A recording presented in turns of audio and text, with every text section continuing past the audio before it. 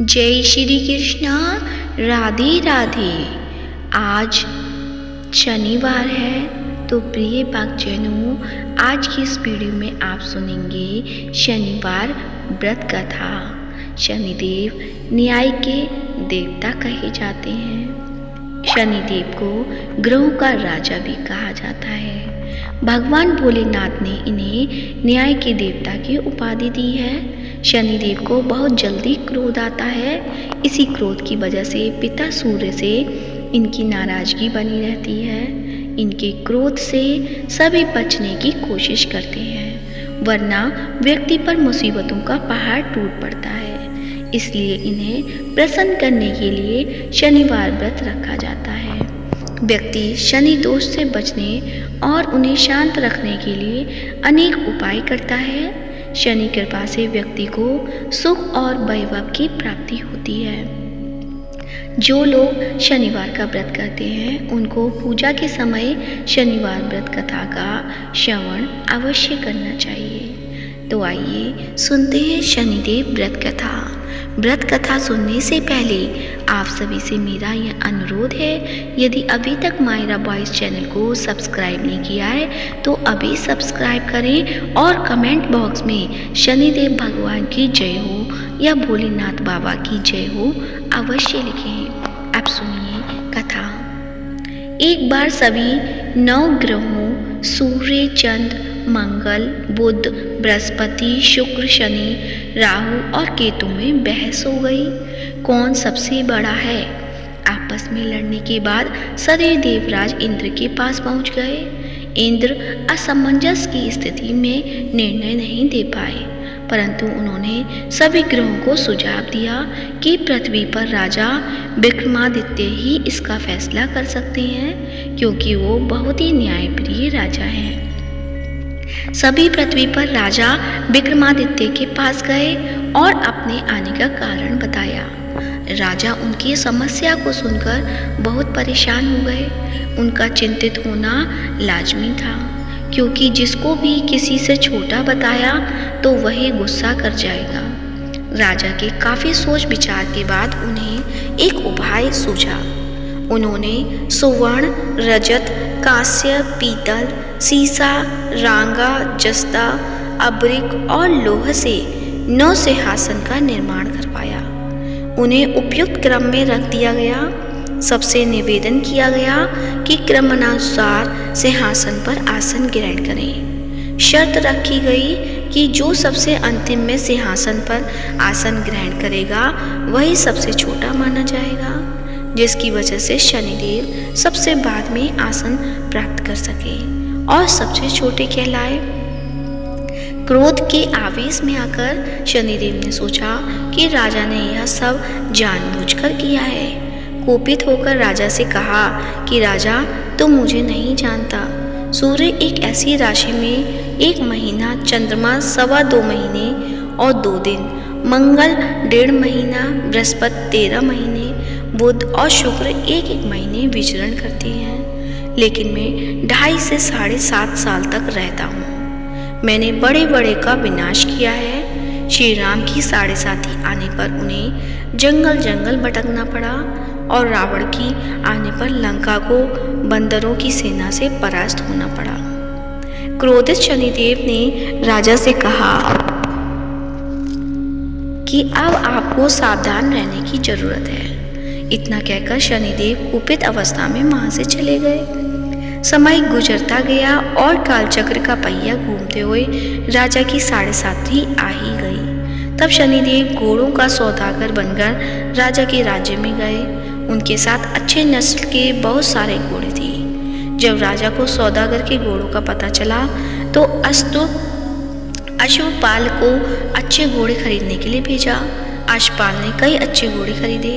इसके अलावा सौदागर ने उपहार स्वरूप एक सर्वोत्तम नस्ल के घोड़े को राजा की सवारी हेतु दिया। राजा विक्रमादित्य जैसे ही उस घोड़े पर बैठे वह सरपट वन की ओर भागने लगा। जंगल के अंदर पहुंचकर वह गायब हो गया। भूखा प्यासा की स्थिति में राजा जंगल में भटकते रहे। अचानक उन्हें एक ग्वाला दिखाई दिया जिसने राजा की प्यास बुझाई। राजा ने प्रसन्नता में उसे अपनी अंगूठी देकर नगर की तरफ चले गए। वहाँ एक सेठ की दुकान पर पहुंचकर उन्होंने जल पिया और अपना नाम बीका बताया। भाग्यवश उस दिन सेठ की खूब आमदनी हुई। सेठ खुश होकर उन्हें अपने साथ घर ले गया। सेठ के घर में खूंटी पर एक हार टंगा था, जिसको खूंटी निकल रही थी। कुछ ही देर में हार पूरी तरह से गायब हो गया। सेठ वापस आया तो हार गायब था। उसे लगा कि बीका ने ही उसे चुराया है। सेठ ने बीका को कोतवाल से पकड़वा दिया और दंड स्वरूप राजा उसे चोर समझकर हार पैर कटवा दिया। अपंग अवस्था में उसे नगर के बाहर फेंक दिया गया। तभी वहाँ से एक तेली निकल रहा था, जिसको बीका पर दया आ गई। उसने बीका को अपनी गाड़ी में बैठा लिया। बीका अपनी जीभ से बैलों को हाँकने लगा। कुछ समय पश्चात राजा की शनि दशा समाप्त हो गई। वर्षा काल आने पर बीका मल्हार गाने लगा।